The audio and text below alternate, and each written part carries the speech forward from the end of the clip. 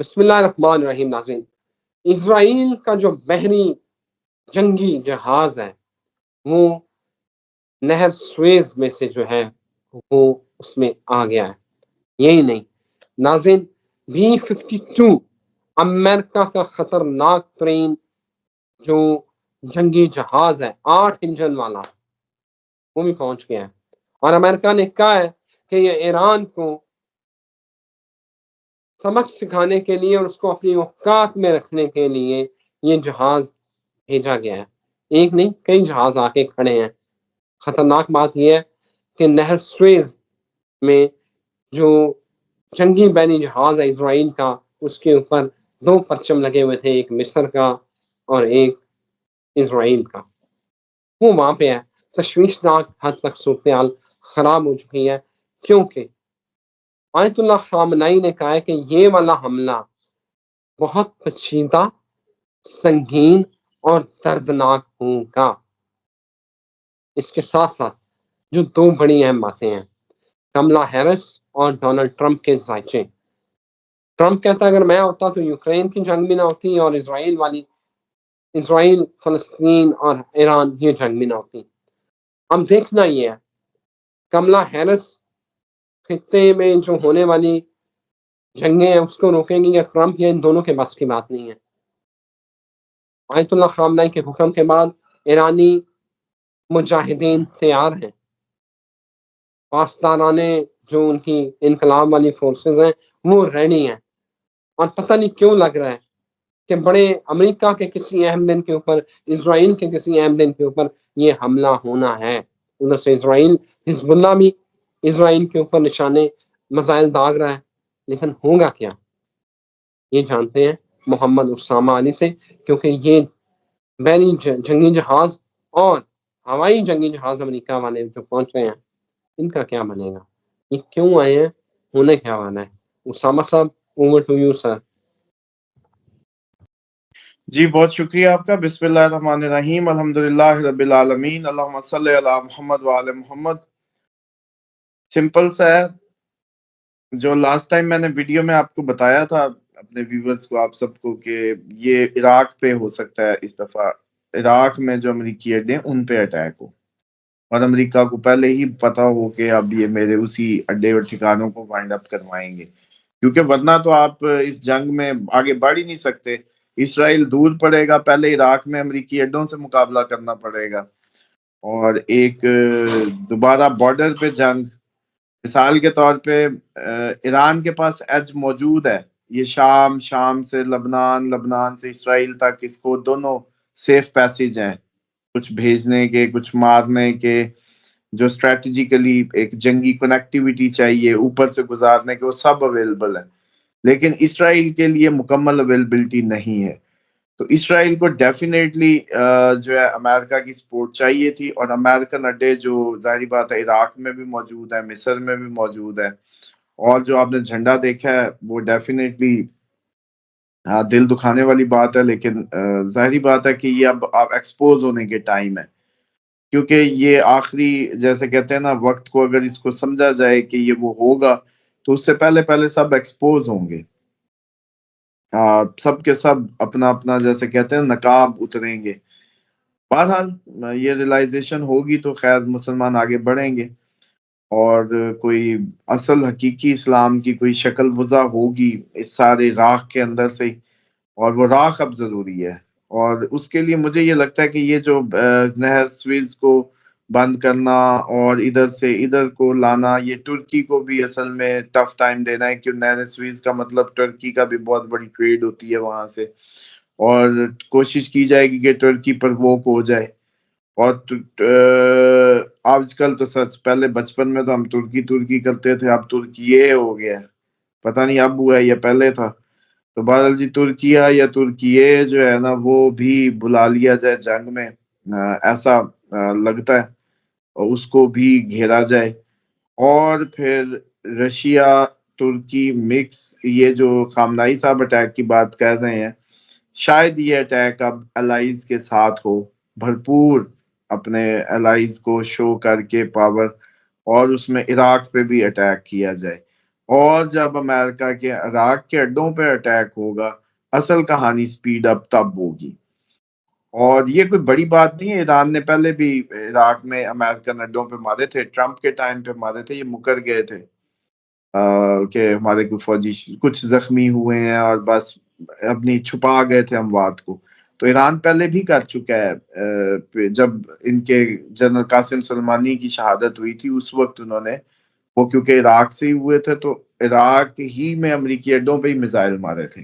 तो ये कोई नई बात नहीं है, लेकिन अब मुझे लगता है कि ये इरेडिकेट करने के नजरिए से इराक पे अटैक करेंगे, और जिसकी वजह से अमेरिका बहुत ज्यादा झुंझलाहट में झुंझलाहट में लाई तो पहले ही है, और बड़ा फुल सपोर्ट से आ जाएगा इसराइल के साथ।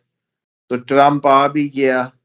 अब समझे, अगर ईरान ने इराक में अमेरिकी अड्डों पे मारे, इसराइल पे ना मारे, पहले पहले इधर मारे कि जिधर से ऑपरेशन ज्यादा इसराइल का अच्छा ऑपरेट हो सकता है, तो फिर ट्रम्प के पास क्या ऑप्शन रह जाएगी?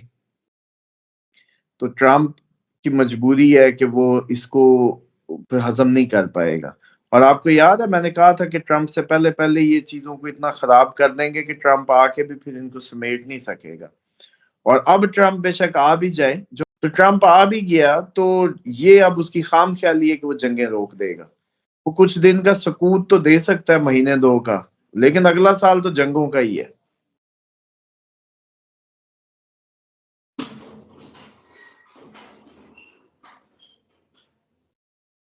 क्या हुआ?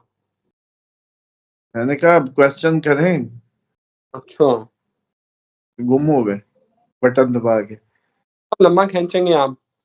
ठीक है, अच्छा, तो चलिए मैं वो करता हूँ। इंटरेक्टिव थोड़ी सी बना देना उसको।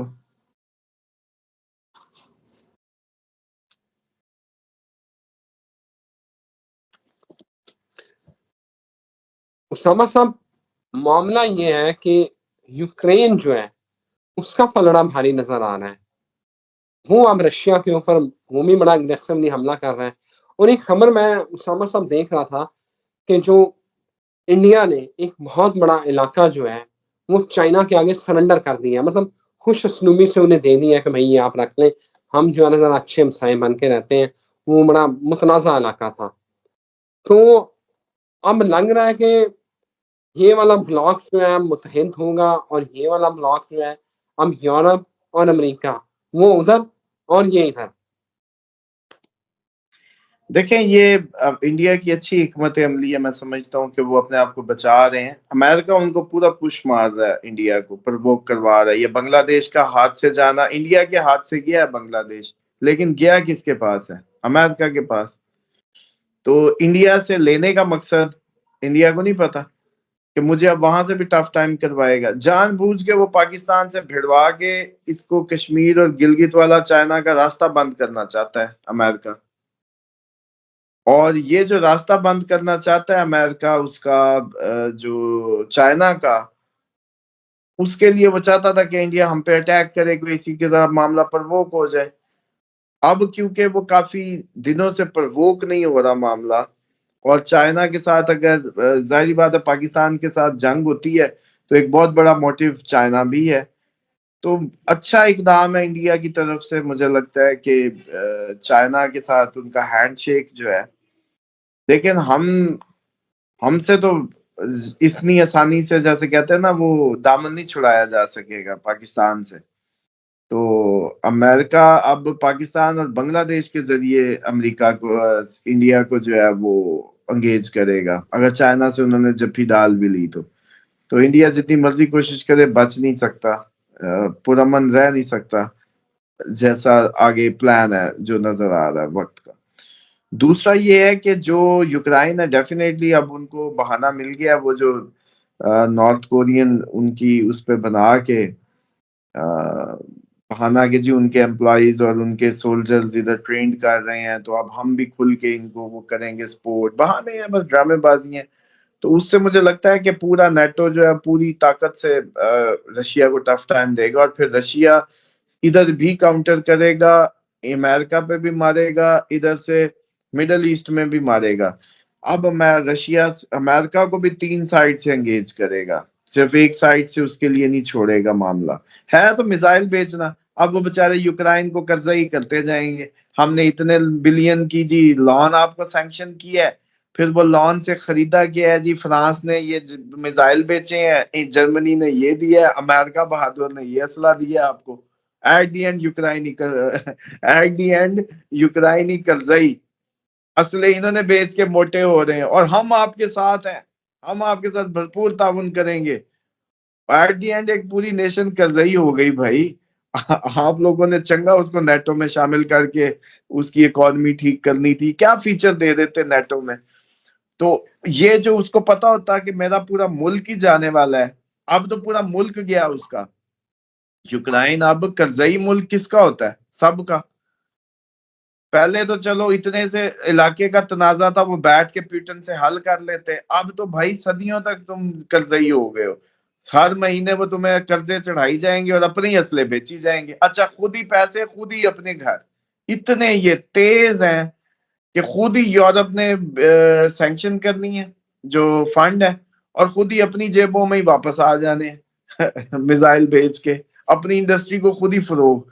और एट दी एंड यूक्रेन कर्जई। ये खैर हमारे साथ भी होता है, जब हमें फंड दिए जाते हैं तो कहा जाता है आप ये सड़कों पे बनाएंगे, ये उस पे लगाएंगे, ये उस पे लगाएंगे, और एट दी एंड वो कंपनियां जो काम करने आती हैं वो खुद ही लेके चली जाती हैं। जैसे हमारे कंस्ट्रक्शन कंपनी, मैक्सिमम हमें ज्यादा वो ट्रकों के ठेके मिल जाते हैं, पत्थर या बजरी ढोने के या कोई लेबर के। इसके अलावा सब ऊपर वाला क्रीम जो है वो कंस्ट्रक्शन कंपनी लेती है, वो मोटरवे बनाए बेशक जो बनाए, और हम एट द एंड हम कर जाए।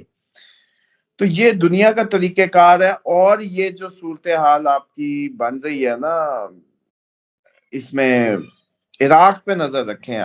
अब आप लोगों को सबसे ज्यादा इंपॉर्टेंट डेवलपमेंट्स जो मिलेंगी वो इराक में मिलेंगी। इराक में अगर अमेरिकी अड्डों पे हमला होता है तो ये खुशाइंद होगा। इसराइल पे अटैक को मैं जरूरी नहीं समझता, यकीन जाने इस वक्त जरूरी है कि इराक में पड़े अमेरिकी अड्डे जो हैं वो ज्यादा अच्छा, अगर इन लोगों को एज लेना है अपना स्ट्रेटजिकली, तो इराक से इनको सफाया करेंगे तो सेफ होके खेल सकेंगे। और मुझे लगता है रशिया तुर्की ये मिलके शायद कोई आपको सरप्राइज दें, और आप आने वाले दिनों में इसको मजीद बढ़ता हुआ देखें। बिल्कुल ठीक है उसामा साहब, thank you very much for your time. नाज़रीन, इराक पे नज़र रखें और हमें इजाज़त दें, फिर हाज़िर होते हैं। अल्लाह हाफ़िज़।